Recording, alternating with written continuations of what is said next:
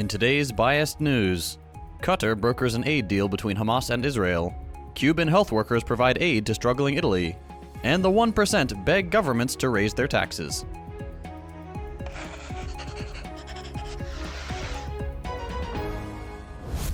In a handful of Gaza updates, Qatar, in cooperation with France, has once again shown its diplomatic talent by brokering a new deal between Hamas and the Israeli apartheid regime to allow the entry of aid and medicine. While the agreement doesn't come close to allowing the necessary amount of aid into Gaza, it is welcome nonetheless.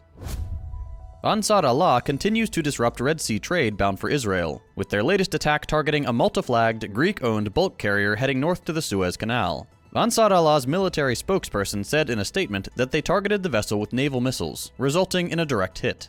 No injuries have been reported. In response, the US military launched another strike against Ansar Allah, claiming to have struck anti-ship missiles. This marks the third such assault by the US. The group's effectiveness at disrupting shipping has prompted India to begin talks with Ansar Allah to secure the safety of their ships traveling in the region. Iran's Islamic Revolutionary Guard Corps launched ballistic missiles at targets in northern Iraq near the Kurdish quasi-capital of Erbil. The IRGC said it struck an Israeli spy headquarters operated by Mossad and allegedly linked to ISIL. According to the Kurdish Regional Security Council, 4 people were killed and 6 were wounded. Iraq has condemned what it calls Iran's aggression and recalled its ambassador from Tehran over the attacks. Iran launched air attacks into Pakistan's airspace, resulting in the death of 2 children and injuring 3 others. Pakistan has condemned the attacks as a violation of its airspace, recalling its ambassador from Iran and preventing the Iranian ambassador's return. The strike targeted bases of an armed group in the Balochistan province. Iran claims that the group has been involved in attacks against its border guards. Pakistan called the act illegal and warned of its right to retaliate, holding Iran responsible for the consequences. The incident has strained bilateral relations, with Pakistan emphasizing the need for coordinated action against terrorism and expressing concerns about the impact on mutual trust and confidence.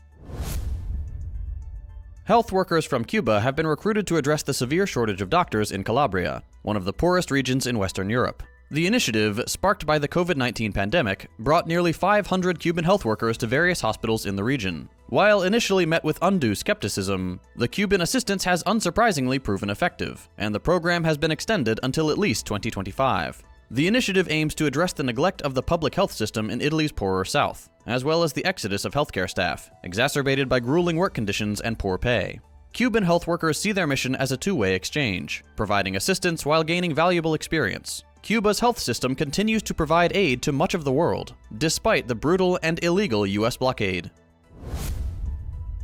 In today's lightning round, as of 2023, Apple has overtaken Samsung to become the world's largest smartphone seller, commanding a 20% market share compared to Samsung's 19.4%, according to the International Data Corp. Apple was one of just 5 vendors to record growth in the sluggish sales year. The overall smartphone market declined by 3.2%, reaching a decade low of 1.17 billion units. Apple faced competition in China from Huawei and budget Chinese brands, leading to discounts of up to 5% on certain models to attract customers. In a class trader twist, or PR stunt depending on one's perspective, more than 250 billionaires and millionaires, including prominent figures like Abigail Disney, Brian Cox, Simon Pegg, and Valerie Rockefeller, are urging political elites at the World Economic Forum in Davos to implement wealth taxes. In an open letter titled Proud to Pay, they call for taxing the super rich to fund improved services globally. The signatories acknowledge their privileged position and the need for action to address growing inequality, economic instability, and ecological risks. The push for a wealth tax has gained momentum as concerns about extreme wealth continue to grow.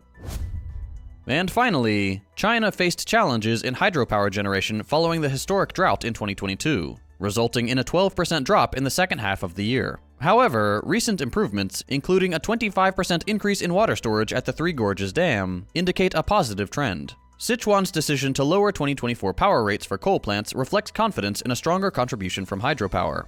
China, with 421 gigawatts of hydropower, has completed significant dams, and if rain forecasts hold, hydropower utilization may surpass historical averages in the upcoming year. This positive development is crucial for China's efforts to meet additional energy needs with cleaner power and reduce overall emissions. That's all for today. We'll be back on Monday with more news. Be sure to check out our analysis episodes, which release every other Friday. If you appreciate the work we're doing, consider becoming a patron to support the show. All patrons get early access to analysis episodes, as well as an audio version of the news. Thanks for watching, and we'll see you next time.